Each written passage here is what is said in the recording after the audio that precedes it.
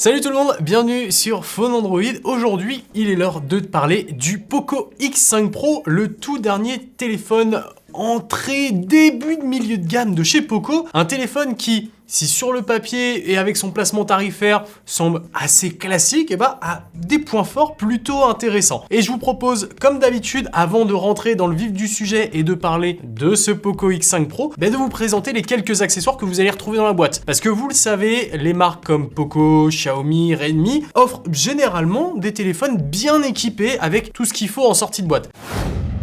Alors, on pouvait voir encore il y a quelques temps des écouteurs. Ici, ce sera pas le cas. On aura par contre une petite protection en plastique souple qui vous permettra de protéger le téléphone dès la sortie de boîte. Et puis, le chargeur qui, ici, n'a pas encore disparu de la boîte. Chargeur, comme vous pouvez le voir, c'est écrit dessus, de 67 watts, qui délivrera donc une recharge rapide. Et puis, de son côté, un câble USB-A vers USB-C. USB-C dans le téléphone, USB-A dans le chargeur. C'est à peu près tout pour ce qui est des accessoires, donc je vous propose de s'occuper un peu du petit Poco X5 qui est juste ici. Alors la face avant, c'est un écran, mais ça vous le savez, je parlerai de l'écran bien plus précisément juste après. Sachez juste qu'il fait 6,67 pouces et qu'il laisse dans un petit poinçon la place au capteur selfie. Alors il y a quelque chose qui m'a bien intéressé sur ce téléphone et notamment sur son écran, c'est justement les bordures. Au premier regard, on pourrait avoir l'impression qu'elles sont toutes équivalentes. Non, c'est vrai que le menton est légèrement plus épais, mais ça ne choque pas du tout à l'utilisation, donc ça j'ai trouvé ça très sympa. On continue sur le design avec la tranche de gauche qui est libre de tout port et tout bouton. On peut passer directement au-dessus, vous allez retrouver un haut-parleur puisque le Poco X5 propose du son stéréo, mais également une prise jack. Et ça, pour les personnes qui aiment bien encore la prise jack, sachez qu'ici il est présent. Et puis après, vous allez retrouver le petit micro pour la réduction de bruit pendant les appels, ainsi qu'un capteur infrarouge, un classique sur les téléphones Android. On passe maintenant au-dessous de l'appareil, et c'est ici que vous allez retrouver donc le second haut-parleur, pour quand vous le positionnez en mode paysage, mais aussi le port de charge. Pour terminer, on va parler donc de la tranche de droite, où vous allez retrouver les boutons de gestion du volume, ainsi que le bouton d'allumage, extinction, verrouillage, déverrouillage, qui fait office de lecteur d'empreintes digitales et qui, somme toute, est plutôt efficace. On va parler de ça, le dos du smartphone. Alors, on est sur un téléphone qui est en dessous de 400 €, donc ne vous attendez pas à du verre ou des matériaux premium. Ici, on est sur du plastique un peu texturé, un peu sablé, mais plutôt joli, avec le triple module photo qui est en haut, et ici une grosse mention Poco. Alors, on aime ou on n'aime pas que la marque s'affiche autant sur le smartphone. Personnellement, ça me dérange pas plus que ça, je trouve que le design est finalement bien équilibré. Côté dimension, on est sur du 163 mm par 76 mm par 8 mm d'épaisseur, et le poids c'est 181 grammes, et ça, c'est quelque chose qui m'a beaucoup plu parce que moi je suis habitué à un téléphone qui, somme toute, est assez conséquent, l'iPhone 14 Pro, et c'est vraiment très agréable de revenir sur des téléphones plus faciles à transporter, plus légers, plus simples. Par contre, parce que oui, il y a un mais, comme ce dos est en plastique très lisse, malgré son effet un peu sablé, avec la légèreté du téléphone, vous le voyez, il a tendance à glisser dans les mains, et ça demande un peu de temps pour s'y faire. Une fois qu'on s'y est fait, qu'on a compris qu'avec le petit doigt comme support, ça fonctionne bien, finalement tout se passe bien. On va reparler un peu de l'écran qui est en façade de ce Poco X5 Pro, un écran qui propose une résolution de 2400 par 1080p et qui est capable d'un taux de rafraîchissement de 120 Hz. Et autre chose aussi, on est ici sur une dalle AMOLED. Alors, dans l'absolu, elle est très cool à utiliser, cette petite dalle AMOLED. Elle est réactive, elle fonctionne bien, et puis avec les 120 Hz, vous avez une belle fluidité, mais il y a aussi quelques défauts. Alors première chose, et ça peut déranger certains, d'autres s'en ficheront, on est sur de la 1080p, donc de la Full HD+. Il y en a beaucoup qui recherchent maintenant des résolutions plus hautes. Moi, je pense que sur un téléphone avec ce format-là, c'est pas tellement gênant, mais au moins, c'est dit. Moi, le problème, c'est notamment au niveau de la luminosité. La luminosité annoncée par Poco, c'est 500 nits. Et finalement, dans l'ensemble de nos tests, on s'est rendu compte qu'on était pas mal en dessous. Sur le mode intense de l'écran, celui qui est en standard, on arrivait à 480 en luminosité manuelle. Et sur le mode naturel, là, on était plus aux alentours des 460. C'est un peu bas et on aurait aimé avoir quelque chose de plus lumineux. Et c'est vrai que quand je passe de ce téléphone à mon iPhone qui lui monte quasiment à 2000 nits, je sens clairement la différence. J'ai un peu peur que cet écran soit un frein pour des personnes qui sont souvent en extérieur et qui pourraient avoir le soleil soleil dans le dos qui viendrait éclairer l'écran et donc ça gâcherait un peu la lisibilité. Je voudrais revenir un peu sur ce que je vous ai dit concernant cet écran et ses préparamétrages. On a le mode intense, le mode naturel et le mode saturé. Alors le mode saturé, je vous le déconseille directement puisqu'il sursature les couleurs. Moi, je préfère quand même le mode standard qui a quelques défauts, notamment au niveau de la précision colorimétrique, puisqu'on se retrouve avec un delta E de 2,6 et une température de couleur très bleue à 7400 degrés Kelvin. Par contre, pour ceux qui recherchent vraiment des couleurs naturelles, il en est, mine de rien, plutôt capable. On a un delta E de 1,7 en mode naturel du coup, et un blanc qui se rapproche très bien du blanc pur avec 6400 degrés.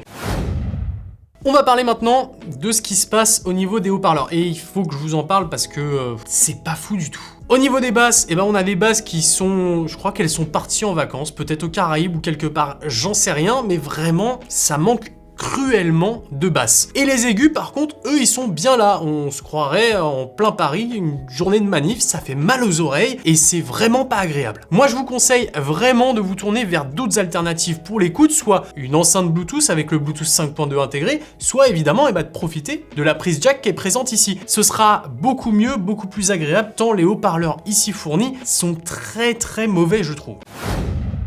Côté interne, le Poco X5 Pro propose un Snapdragon 778G avec le petit G pour préciser que c'est orienté gaming, et ce dernier sera assisté selon la version que vous choisissez par 6 ou 8 Go de mémoire vive. Et d'ailleurs, en fait, selon le modèle que vous choisissez, vous aurez également soit 128, soit 256 Go de stockage. Revenons-en à l'interne de ce téléphone. Ici, la version qu'on a est celle équipée de 8 Go de RAM. Et finalement, elle offre de belles performances. De façon générale, l'interface est toujours fluide et on a même été capable de faire tourner Genshin Impact avec des qualités graphiques faibles, mais de façon fluide à 60 images par seconde, quasiment constant. C'est donc un téléphone qui va proposer des performances tout à fait adéquates par rapport à son placement tarifaire et donc vous offrir de quoi jouer à la quasi-totalité des produits qui sont vendus sur le Google Play Store, mais également de profiter d'une navigation fluide dans l'interface à l'utilisation au quotidien.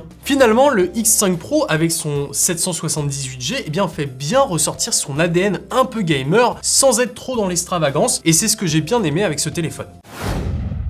Autre chose que j'ai bien aimé avec ce téléphone, c'est ce qu'il alimente, puisqu'on a ici une batterie de 5000 mAh qui, dans une utilisation standard, avec un peu de VOD, des réseaux sociaux, tout ça, vous connaissez un peu la chanson, vous offrira jusqu'à 2 jours d'autonomie sans trop de problèmes. Et en plus, avec le chargeur de 67 watts, en 30 minutes, vous avez récupéré 50% de batterie, et en à peine 1 heure, vous êtes à 100%, vous pouvez repartir pour une journée. Dernière chose que je voudrais préciser sur ce téléphone, c'est la partie réseau. Alors, c'est le Poco X5 Pro 5G. Il est donc compatible 5G. Encore une fois, on est en France, on n'a pas les bandes millimétriques. Par contre, au rayon des choses qu'on aura sur ce téléphone, le Bluetooth 5.2 comme cité précédemment, mais aussi le Wi-Fi 6. Vous allez pouvoir bénéficier des meilleures connectivités en Wi-Fi qui se font actuellement pour le téléphone. On va parler de ce triple module photo qui est à l'arrière. 3 capteurs donc, un premier signé Samsung de 108 millions de pixels, le capteur principal, un ultra grand angle de 8 millions de pixels, et puis pour terminer, un capteur macro de 2 millions de pixels. Ouais, je sais, à chaque fois, je vous le dis, mais ce capteur macro, je trouve qu'il est là pour remplir la fiche technique, et généralement, c'est pas super intéressant. Vous allez jouer avec pendant 5 minutes, et puis très vite, vous allez passer à autre chose. Et pour vous parler de ces résultats en photo, de ce capteur macro, c'est un capteur macro de 2 millions de pixels, donc les photos, ok, elles sont jolies sur le téléphone, mais dès que vous les sortez, vous vous rendez bien compte que la qualité est vraiment en dessous de ce qu'on peut faire aujourd'hui. La bonne surprise par contre, c'est de se retrouver sur ce téléphone avec un capteur de 108 millions de pixels signé Samsung s'il vous plaît. Le problème, c'est que même si vous allez pouvoir zoomer dans vos photos, retravailler votre cadrage ou faire un peu plus de modifs, ici c'est vraiment le traitement logiciel qui fait la faiblesse de ce téléphone. En effet, c'est souvent dans les zones sombres qu'on va se retrouver avec une vraie perte de détails, voire beaucoup de grains, et c'est un peu dommage parce que très rapidement ça va venir faire perdre en qualité la photo. Mais si vous êtes dans des bonnes conditions d'éclairage, rassurez-vous, vous allez avoir de belles images qui seront très agréables, et avec le 108 millions de pixels, vous allez pouvoir zoomer, recadrer sans trop perdre dans le détail de l'image, et ça c'est vraiment cool parce que finalement c'est l'un des téléphones les moins chers qui vous permet le plus de largeur de possibilités, si je peux dire ça comme ça, en termes de post-prod. On va parler aussi de son ultra grand angle. Et l'ultra grand angle, il souffre encore plus de ce problème de bruit dans les zones d'ombre de l'image. Par contre, un bon point, c'est que la correspondance de couleurs, la colorimétrie entre le capteur standard et le capteur ultra grand angle, elle est plutôt bonne. On a une correspondance qui est ok, et du coup, quand vous variez de l'un à l'autre, c'est pas trop choquant. On a des résultats qui sont plutôt fidèles. On n'a pas de tendance à trop saturer les couleurs ou avec un HDR qui viendrait trop remettre de la lumière là où il en faut pas et faire trop perdre les zones d'ombre de leur ombre, tout simplement. Et on n'a pas un HDR non plus qui va trop réduire la luminosité quand il y a besoin de lumière quelque part. Et les deux capteurs travaillent de concert plutôt bien pour offrir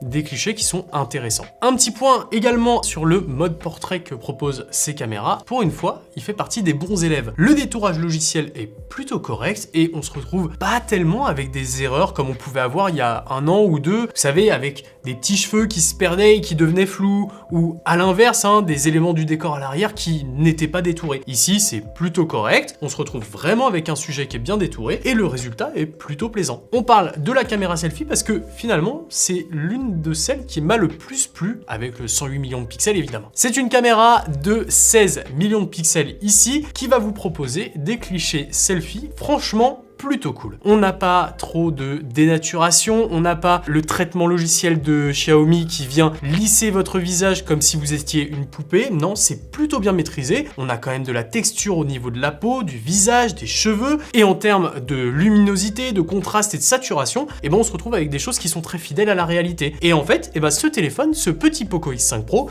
vous offre de très beaux selfies. Bon, je vous ai donné tout ce que je savais sur ce téléphone, et si vous voulez en savoir encore plus, je vous rappelle qu'il y a le lien en description vers le test complet où vous allez avoir tous les benchmarks, tout ça, qui peuvent vous intéresser, mais je vous ai pas parlé du prix. Le prix, 349 € pour la version 128 Go et 6 Go de RAM, et 399 €, donc juste en dessous de la barre des 400, pour la version 256 8 Go de RAM. C'est un prix qui est tout doux pour un téléphone qui finalement fait bien son travail, c'est pas le meilleur partout, c'est pas le meilleur tout court de toute façon, et c'est pas la prétention qu'il a. Il a la prétention de proposer un téléphone complet et équilibré pour un prix correct, et ça pour moi, il le fait bien. On vous invite à liker cette vidéo si elle vous a plu, à vous abonner et activer la cloche pour pas louper les prochains tests qui arrivent, et il y a pas mal de choses qui arrivent. Et moi tout ce qui me reste à vous dire, c'est à vous souhaiter une bonne journée. C'était Nacrium pour Phone Android. Ciao.